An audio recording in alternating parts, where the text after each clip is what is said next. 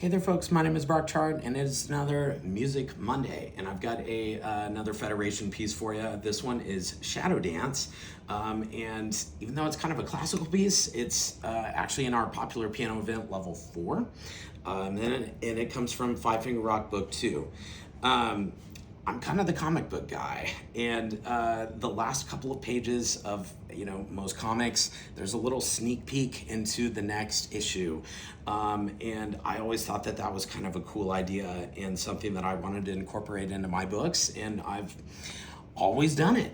And so even though this is very much a rock book, the first 12 tunes are very rock and roll, and the very last tune is Shadow Dance, and it's kind of a little sneak peek into maybe a series coming out next year, Five Finger Classics.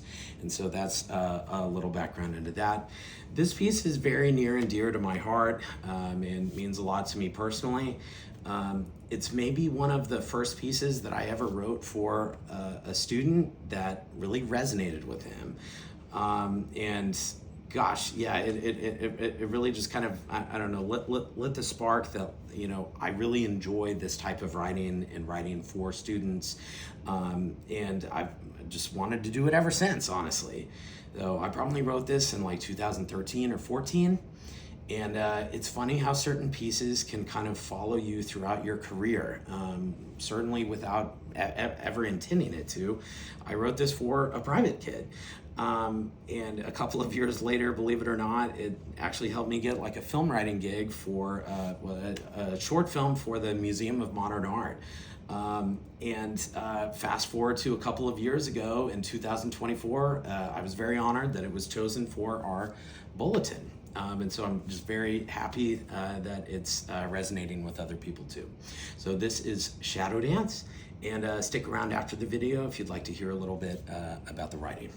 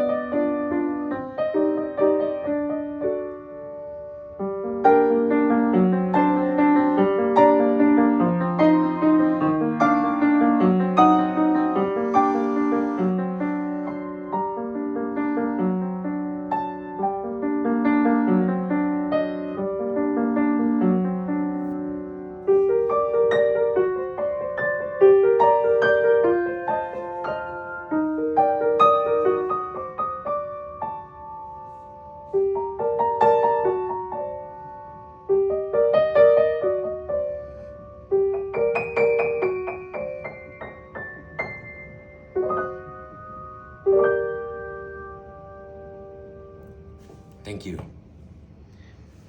So if you're still sticking around and want to hear a little bit more about the writing, yeah, I probably wrote this towards the end of my undergrad, and I was studying with Dr. Forrest Pierce.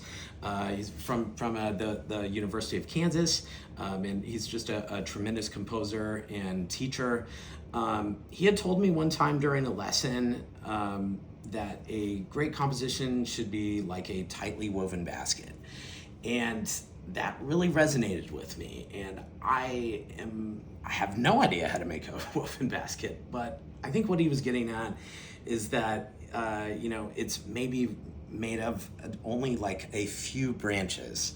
And those few branches are then kind of interwoven and, tied together to make this beautiful shape. But it's starting from those few branches. And so this piece is really a pretty simple tune. I had written it for a student, and he really liked, faster, minor sounding pieces. We hadn't done as much 3/4 stuff as I had liked to, so those are kind of some of the decisions there. I wanted, specifically like a piece that really worked on our like minor 1, go into the 5/7 voicings, and this is kind of what happened out of it.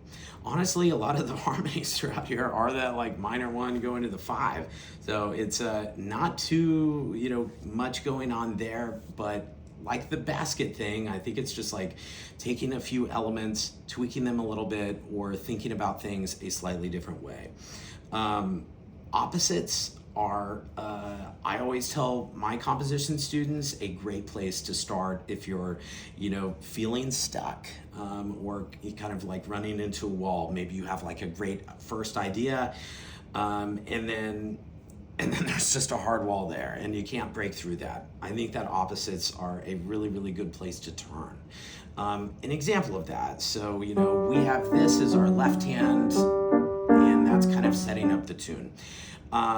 This is our right hand melody. We have this kind of like 1 and 2, 3, 1 and 2. So there's like that kind of offbeat jumping up by a sixth. I love sixth. It's, I don't know, probably one of my favorite intervals. And if you, really analyze that, it's the sixth, but it's going generally down. It's a descending melody, and then we have this little, kind of like half step thing. A little bit later in the piece, so we have that, first you hear these notes that are separate. It's kind of, arpeggiated, I guess you could say. In 13, we repeat the idea, but you hear it's still in the same place, like that 1 and 2, boom, boom, but they're now kind of harmonized with each other, which is just a little slightly different flavor. So it makes it feel like it's developing, and to the audience, it does sound fresh. Left hand is really not doing much here, except it starts to do something in measure 16.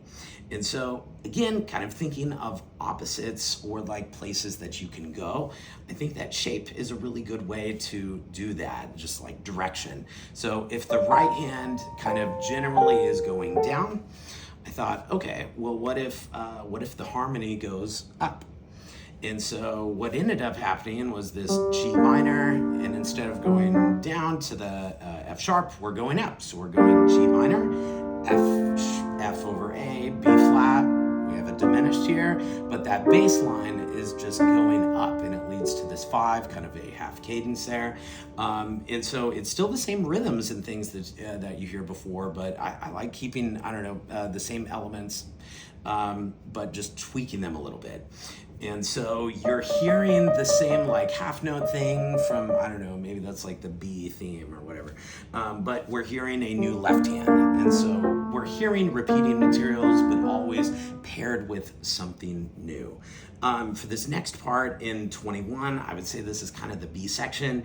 We have, this is our left hand. It should sound familiar because it's the same voicings that we've heard, but tweaked and seen a different way. We now have this kind of, smooth, constant eighth note sort of thing. Like I said earlier, I think opposites are a great place to go. Earlier, we had our harmonies going up. You can hear that bass line, C, D. Here, we have our eighth notes, our left hand going down generally. So we have this eighth note thing, which is new, but we go F, E flat, major 7, and then our F sharp diminished, and then we're back. But, instead of that ascending harmonies, we have descending harmonies. And what is the right hand doing here? 3, 1, 2, 3. We still have those sixth, but now they're just acting more as harmonies. And so they sound similar. They're based off of what we've heard before, but instead of this descending melody that we've heard before, what is it doing? It's doing the opposite. It's playing together first, and it's doing an ascending melody, kind of leading up to this climax before it resolves. And so, again, kind of opposites. I really love to do that. One of my favorite, composition things is on the very last page. So this is kind of, after like the big climax or whatever, we have both hands going up pretty high on the piano, and listen to the left hand. Nothing new, right? It's the exact same thing that's happening in 21, which is based on the exact same thing as the very beginning. Listen to what the right hand is doing though. So it's 1, 2, 3, 1, 2, 3. Notice it's the same notes and same shape as the very beginning, but the rhythm is different. I'm misplacing the rhythm. And so instead of 1 and 2, this kind of like eighth note going to a half note thing, it's all quarters, and we have this kind of tied over thing. So it's 1, 2, 3. It's kind of disguising the original melody a little bit. And this is all stuff that we've heard before. The B section of the melody after this thing is like these always like half note things or whatever. And so we do go to that, but it's going to a different part of the scale than we've ever heard. We've always heard the eighth notes on the E flat going to the D, and this time it's not doing that. It's going to the B flat. The left hand, guess what? It's doing the exact same thing as the very first page, no different. And so we're expecting certain elements, and I don't know, we're giving the audience what they want, but just in a slightly different way. And so, yeah, let me play that very last section for you. So these are our kind of, I don't know, like elongated melody. And then we end on this A here, kind of a half cadence, and then our eighth note idea just happens right above that on a B flat.